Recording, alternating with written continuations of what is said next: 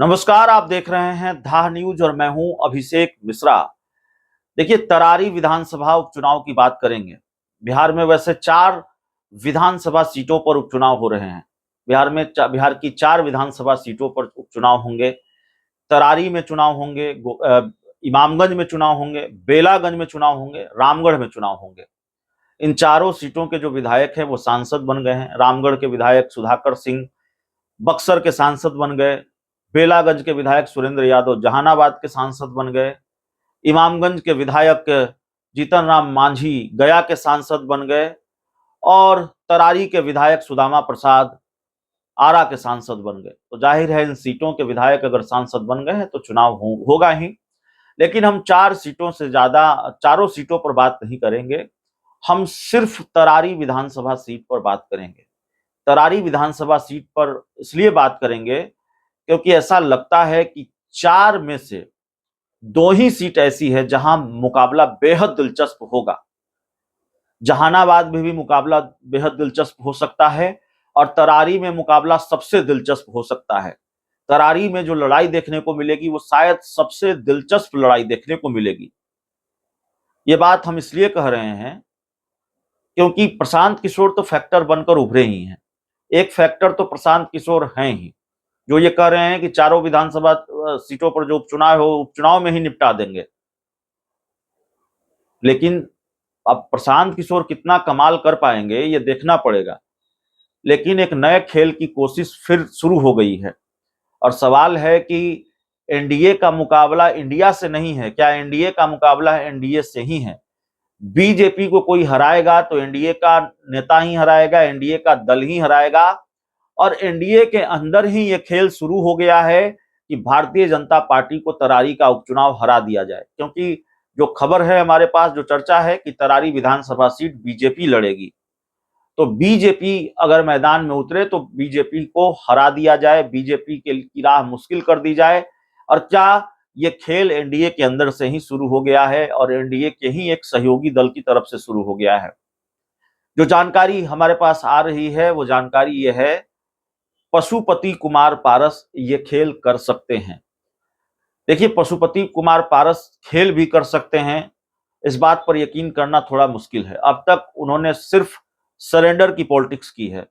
अब तक उन्होंने सिर्फ भारतीय जनता पार्टी के सामने सरेंडर किया है और इसी वजह से उनकी पार्टी के नेता ही कई बार उनको नसीहत देते हैं कि अगर भारतीय जनता पार्टी ने आपको सीट नहीं दी थी तो आपको लड़ जाना चाहिए था मजबूती से।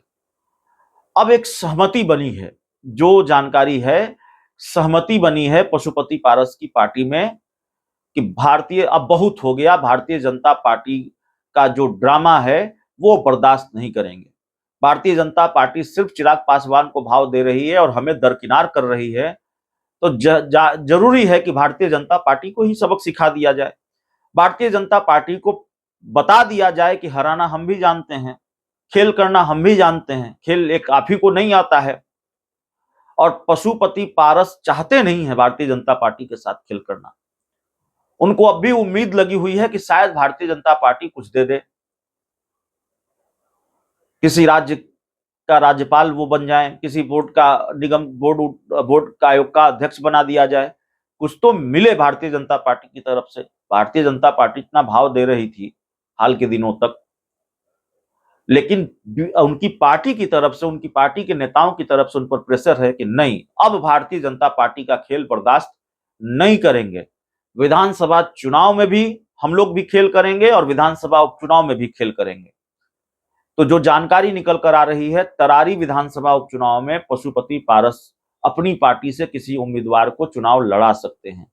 पशुपति पारस अगर बीजेपी तरारी विधानसभा की सीट लड़ती है तो पशुपति पारस बीजेपी के उम्मीदवार के खिलाफ चुनाव लड़ा सकते हैं, उम्मीदवार उतार सकते हैं।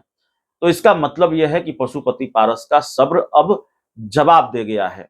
पशुपति पारस अब उनके पास इतना सब्र नहीं है, इतना पेशेंस नहीं है, वो ये बर्दाश्त करें कि भारतीय जनता पार्टी खेल पर खेल करती जाए। और मैंने आपको बताया कि पशुपति पारस अगर चाहे भी कि इस बार बीजेपी के सामने सरेंडर कर दे तो इस बार उनकी पार्टी के अस्तित्व का संकट है। एक तो सामने विधानसभा का चुनाव है, भाई आपको बीजेपी राज्यपाल बना दे, बीजेपी आपको कोई बड़ा पद दे दे, उससे पार्टी के नेताओं को क्या लेना देना है? पार्टी में जो नेता होते हैं, कार्यकर्ता होते हैं, वो चुनाव में टिकट चाहते हैं, वो बोर्ड और निगम में हिस्सेदारी चाहते हैं, तो जाहिर है उनके हिस्से तो कुछ आने नहीं जा रहा है, उनके हिस्से तो कुछ आया नहीं। लोकसभा चुनाव में जो सांसद थे उनको टिकट मिला नहीं, पार्टी के लोग छोड़कर जा रहे हैं, तो सरेंडर की सियासत अब चलेगी नहीं। ये बात भी अब पशुपति पारस जान गए हैं। तो बीजेपी के खिलाफ पशुपति पारस की तैयारी है, उनकी पार्टी की तैयारी है।